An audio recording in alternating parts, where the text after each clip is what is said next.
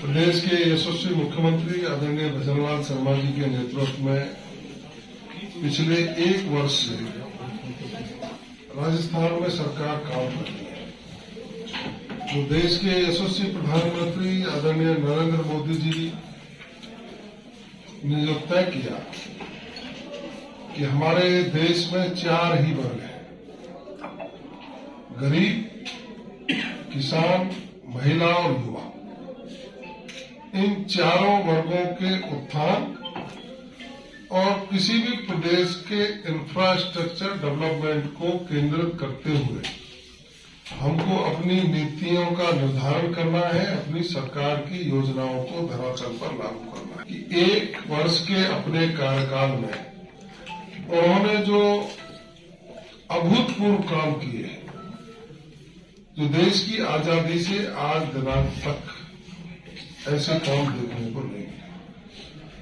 आप देख सकते हैं, देश के प्रधानमंत्री आदरणीय नरेंद्र मोदी जी ने 6,000 रुपया प्रति किसान उनके खाते में डालकर किसान को समृद्ध करने का काम किया। तो राजस्थान की सरकार ने पहली बार राजस्थान में भी मुख्यमंत्री सम्मान निधि लागू करके 6,000 में 2,000 रुपया और ऐड कर 8,000 रुपया प्रति वर्ष उनको मिले। ये प्रदेश के मुख्यमंत्री जी ने तय किया और आज ही किसानों के खाते में 1,000 रुपए की दूसरी किस्त डालकर उनको बधाइयां दी। जिले में 1,65,000 किसानों के खाते में 1,000 रुपए की किस्त आ गई। महिलाओं के सम्मान में 450 रुपए में गैस का सिलेंडर देने का काम किया। महिलाओं के उत्थान की विभिन्न योजनाएं लागू करके उनके जीवन स्तर में सुधार करने का सकारात्मक प्रयास किया है। पानी सबको मिले, इस परिकल्पना को पूरा करने के लिए ईआरसीपी की महती योजना का एमओयू और 17 दिसंबर को देश के प्रधानमंत्री आदरणीय नरेंद्र मोदी जी आधारशिला रख करके उस योजना का शुभारंभ भी कर रहे हैं। बिजली की व्यवस्था सुदृढ़ हो, इसके लिए सौर ऊर्जा, अक्षय ऊर्जा में नए आयाम स्थापित करके सोलर पार्क स्थापित करना और भारत सरकार की कंपनी से हजारों करोड़ का एमओयू कर दिन में सिंचाई के लिए बिजली मिले और 24 घंटे आम आदमी को बिजली मिले, इसकी सुनिश्चितता करने का काम शुरू कर दिया। सहकारिता विभाग माननीय मुख्यमंत्री जी के नेतृत्व में 1 लाख रुपए तक का अल्पकालीन बिना ब्याज के ऋण गोपाल कार्ड बना करके हम किसानों को देने का काम कर रहे हैं। सहकारिता विभाग में फसली ऋण का वितरण सुनिश्चित हो।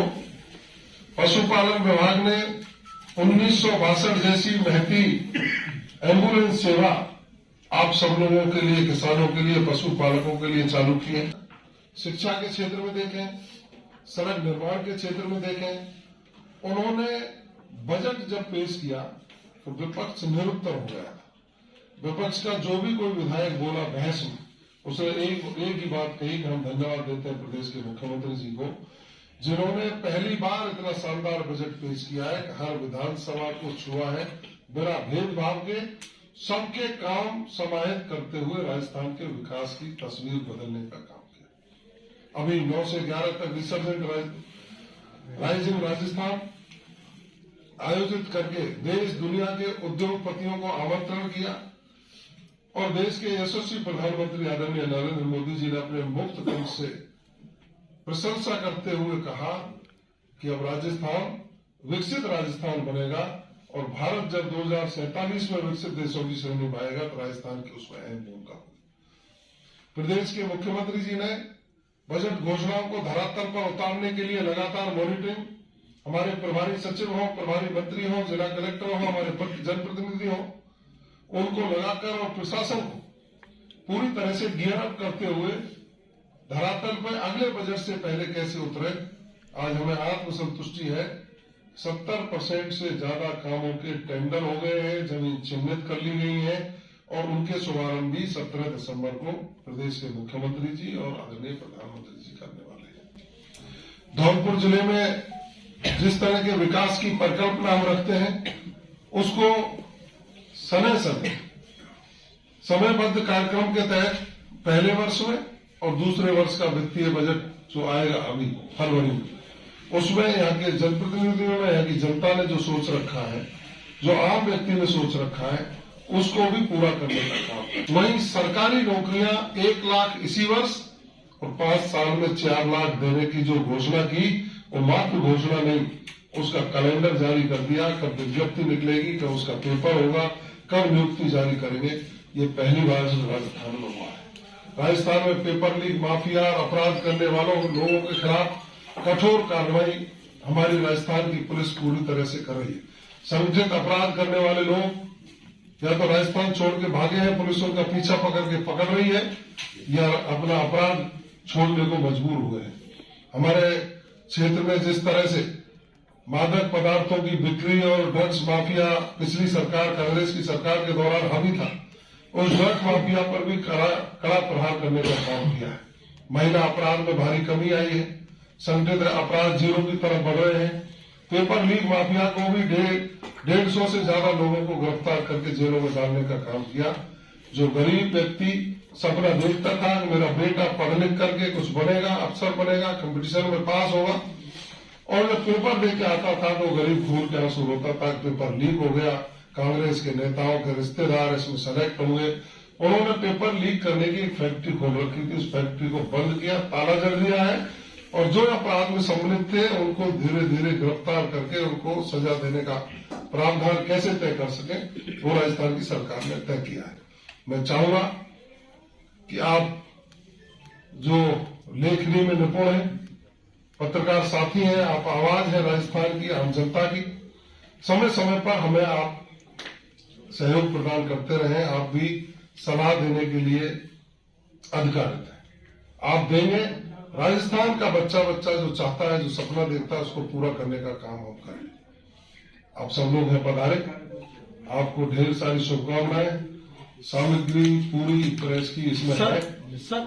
आपको जो हमने राजस्थान में काम किए, आपको पूरी पेपर लीक माफिया की आप बात कर रहे थे, लेकिन अभी कोर्ट से हाई कोर्ट से जमानत पर बाहर आ गए हैं एसआई परीक्षा को लेकर के। क्या सरकार द्वारा सही ढंग से पैरवी नहीं की गई थी जिससे वो बाहर आ गए? देखिए, कोर्ट का अपना एक डिस्क्रिप्शन होता है, कोर्ट पर जवाब मैडम कोई टिप्पणी नहीं कर सकता। हाँ, इतना कह सकते हैं, जमानत लेना एक कोर्ट का एक अधिकार है, लेकिन पूरी पैरवी पूरे तरीके से की जा रही है। किसका कितना अपराध है, वो चालान पेश करने के बाद ये सारी चीजें तय होती है, क्योंकि ये बहुत बड़ा गिरोह जिस पर अब भी जांच जारी है, कौन की लिंक कहां से है, किसकी कहां से है। हम ये कह सकते हैं, हम कटिबद्ध हैं, प्रतिबद्ध हैं। जिन जिन लोगों ने अपराध किया है उनको सजा दिलाने का काम राजस्थान की कमेटी द्वारा रिपोर्ट भी दे दी गई, एसआई परीक्षा अभी तक निरस्त नहीं की गई। देखिए, प्रदेश के मुख्यमंत्री जी ने पदभार ग्रहण करने के तुरंत बाद एसआईटी का गठन किया। एसओजी ने पूरी प्रकरण की जांच की। जांच करने के बाद उस रिपोर्ट को मंगवाया गया, मंत्रिमंडलीय उपसमिति ने अपनी रिपोर्ट दी है, उसका वैधानिक परीक्षण करवा करके न्यायोचित निर्णय जल्दी ही मुख्यमंत्री जी करेंगे। नहीं, छोटी मछली पकड़ी जा रही है, बड़ी मछलियों पर हाथ नहीं डाला गया अभी तक। मैं समझता हूं कि ये अपराध एक तो सीधा अपराध है, एक लिंक अपराध। कौन व्यक्ति कहां लिंक है, उन सारी चीजों के सबूत इकट्ठे किए जा रहे हैं। कोई भी ना बड़ी मछली बचेगी, यदि बड़ी मछली बचती तो आरपीएससी के मेंबर गिरफ्तार होते क्या, राज्य मंत्री स्तर का व्यक्ति गिरफ्तार होता क्या? कोई भी बड़ी मछली को नहीं बख्शा जाएगा। जिसने अपराध किया है, वो कितना भी बड़ा व्यक्ति हो, भजन लाल जी की सरकार में सलाखों के पीछे पहुंचाने का काम हम करें। धौलपुर के लोग हमारे बहुत जाबाज हैं, बहुत खुददार भी है, बहुत मजबूत भी है, लेकिन निर्णय करने में चूक जाते हैं। ये गड्ढे जिन लोगों ने किए उनको सत्ता सौंप दी यहाँ की धौलपुर की। भारतीय जनता पार्टी का एक भी विधायक धौलपुर में नहीं है, और वो जो विधायक है वो पैरवी नहीं करते हैं। मेरे संज्ञान में आप लाए और निश्चित रूप से मैं सरकार के सामने सारी चीज का सर्वे करवा करके मुख्यमंत्री जी के सामने रखूंगा, और माननीय मुख्यमंत्री जी सहृदयता रखते हुए धौलपुर की सारी समस्याओं का समाधान। सर 44% मतदाताओं ने तो बीजेपी को वोट दिया है। मेरा कहना यह है कि भारतीय जनता पार्टी फिर भी काम कर रही है, मदनलाल जी की सरकार फिर भी काम कर रही है। धौलपुर का जिन जिन हमारे जो प्रत्याशी रहे उन लोगों ने जो जो डिमांड रखी उनको पूरा करने का काम किया है। अब भी हमारे सामने जो रखेंगे, मैं आया था, जल भराव की जो समस्या थी, जल भराव की समस्या का जैसे ही समाधान किया जाता है तो जिन लोगों ने एंक्रोचमेंट कर रखे वो भी आप लोगों में से ही है। हम लोग एक भी विधायक नहीं चुना है तो इसका क्या सजा जनता को दिया जाएगा? क्या इसकी सजा? नहीं, वो विधायक पर आपकी बात ही नहीं होती। आपकी आवाज कौन उठाएगा? वो नहीं, आपकी बाबा साहब आवाज कौन उठाएगा? आवाज उठाएगा राजस्थान समाचार पत्र उठा रहे हैं। विधानसभा में विधायक चुन करके आवाज उठाता है। आपका कोई विधायक नहीं बोला। नौकरशाही की मैं तो धन्यवाद दूंगा। कोई अंतर नहीं आया है। नौकरशाही की कार्यशैली में कोई अंतर नहीं आया, ना भ्रष्टाचार कम हुआ है। ऐसा आपको कई स्पेसिफिक भ्रष्टाचार के आपको दिक्कत है, आप लिखित में दे दीजिए। हमारा भ्रष्टाचार निरोधन ब्यूरो जन समस्याएं वैसा प्रश्न पूछ सकते हैं, है ना? भ्रष्टाचार निरोधन ब्यूरो हमारी बहुत मजबूती से काम कर रही है। सही बात है। आपको कहीं भी कोई भी कर्मचारी अधिकारी पैसा मांगे, ऐसा कोई दिखे, आप उसकी शिकायत करें, सरकार कठोरता से कार्रवाई करेगी। मैं कह के जा रहा हूँ आपको। धन्यवाद। सर आपके सरकार के जुझारू मंत्री हैं तुलसीलाल मीणा, जो आवाज उठाते रहते हैं, लेकिन उनके खिलाफ ही मामला दर्ज हो गया। सर गलत सूचना, मैंने जैसे ही ये बात मेरे सामने आई मैंने उसकी पूरी जानकारी दी है। एसएचओ ने सिर्फ इतनी रपट डाली है कि मैं वहां मौके पर थी, माननीय मंत्री महोदय पधारे और उसके बाद में से चल करके थाने पर आ गई। ये कोई भी व्यक्ति थाने से जाता है उसकी रपट वो डालते हैं।